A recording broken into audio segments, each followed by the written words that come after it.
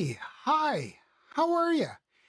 Whether you are chairing your first Health and Safety Committee meeting or you've been chairing them for a while and they haven't been running as effectively as you would like, or you've been running them for quite some time, thought that they were going well, finally received some constructive feedback, and well, your perceptions weren't exactly what everybody else was thinking. Either way, you know what? This video is going to have a little bit of something for each and every one of those situations.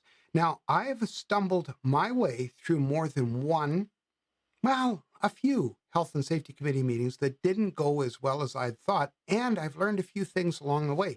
So I want to share those tips, tricks, and thoughts with you, and hopefully you'll walk away with a tidbit that will help you in your next Safety Committee meeting. Thanks, Kevin. Realistically, when it comes to running a great meeting, it doesn't matter if it's a safety committee meeting or a regular job meeting or any kind of a task meeting or kickoff. There's really three phases. Number one is the preparation.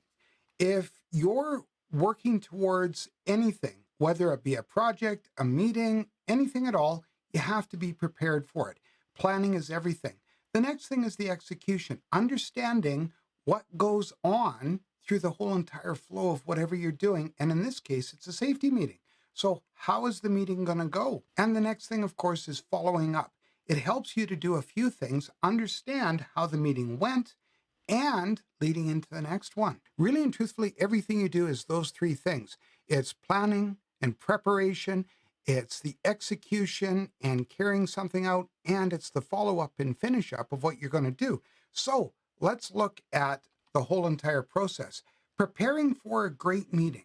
How do we do it? Number one is know your terms of reference. Your terms of reference does two things for you as a chairperson. Number one, it outlines how the committee is going to carry out business. It provides order to chaos. Number two is it often should be describing the duties of the chair. So understanding those duties and what you're supposed to do will help you with that flow for the meeting, because realistically, that's your job, is to make sure that that meeting flows properly, maintain the agenda, and carry out the business of the committee. One of the things that will help is understanding previous history.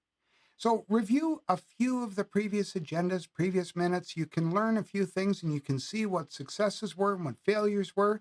You can look at your failures as warning signs and successes of things you want to emulate. And on that note, talk to other chair people or chairpersons, chair people. Talk to other chairs. They will often be able to tell you what the successes were, what the failures were. Once again, warning signs and things you want to emulate. And review your agenda previous. Understand it, know it. You don't have to be able to regurgitate it word for word, but understand your agenda and know how the meeting's supposed to go. Because the last thing that you want is confusion in the flow.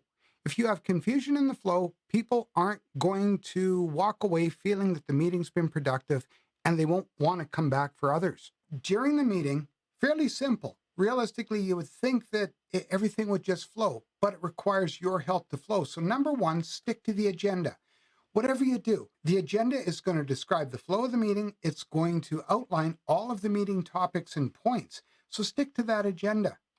The other thing is practice active listening. As an agenda item will come up, there'll often be discussion about it. So if there's questions asked, paraphrase them back and confirm that everybody understands the question. Because one of the worst things that can occur is you move on from the agenda topic or item, and all of a sudden somebody goes, I want to come back to that. They've all of a sudden thought about it or finally figured out what they wanted to say. So make sure that you confirm understanding by practice active listening. Take notes, not minutes. You should always be taking notes as the chair. Keep your own notes so that you're able to compare them to the minutes afterwards. If you're trying to take minutes and chair the meeting, you're doing a disservice to everybody that's there. It's very hard to do both. I've never been able to do it successfully. I haven't seen a lot of people able to do it successfully. So whatever you do, take notes so that you can compare them to minutes afterwards. Don't allow hijackers. That's why you want to stick to your agenda, practice active listening, and don't allow hijackers. A lot of times people will come into meetings with their own personal agenda, their own cross to bear, shall we say, and their own axe to grind. But realistically, you have an agenda, stick to it.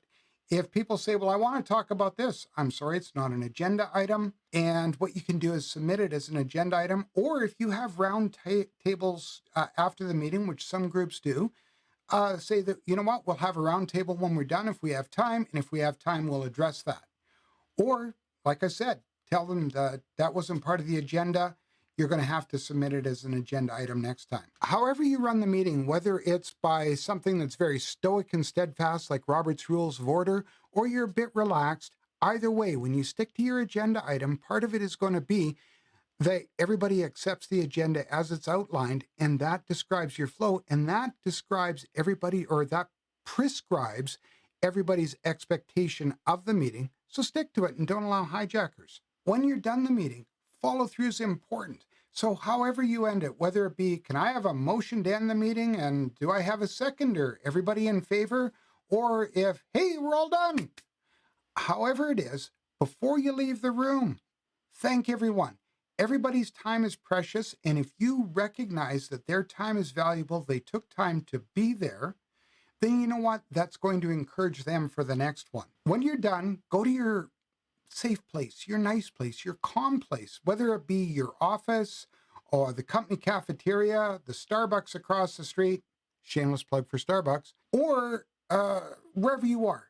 But compare your notes to the minutes if they're available, or at least review your notes, because then what you want to do is confirm action items. Confirm your action items, because your notes and the safety committee minutes are going to help to provide clarity for those action items. One of the things that sidelines safety committee meetings and causes consternation is unclear action items, or things being left on the agendas month after month after month, and you don't want that. So confirm action items, confirm expected completion times, so you can carry that through to the next meeting. The other thing you want to do is email or communicate with the co-chair if they weren't there, so that you can give them an update on how it went. Transparency and good relationship between co-chairs helps to make safety committee meetings run smoothly. And when you're all done, send out the minutes. Get them posted as soon as possible. A couple of things. Most jurisdictions require safety committee meeting minutes to be posted in conspicuous areas where workers have access to them.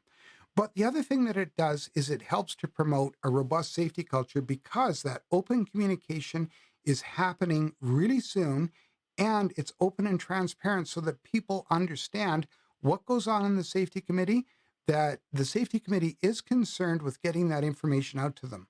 It promotes a good safety culture. So try to get those minutes out there as soon as possible. So just to review, preparation. Without planning, really and truthfully, if it's worth doing, you should be planning for it. Follow the agenda. When you're going to execute a safety meeting, that sounds rather morbid, doesn't it? But when you're going to carry out a safety meeting, if you've planned it well, run it well. And that means follow your agenda. That means don't allow hijackers, and keep the flow going. Practice active listening, ensure everybody understands, and move from item to item. When you're done, follow up. Thank everybody for being there. Compare your notes to the minutes. Make sure minutes are posted, and make sure the communication keeps going. Hey, thanks very much. I hope there's something that each one of you could take away from this video. And please let me know in the comments if anything was helpful.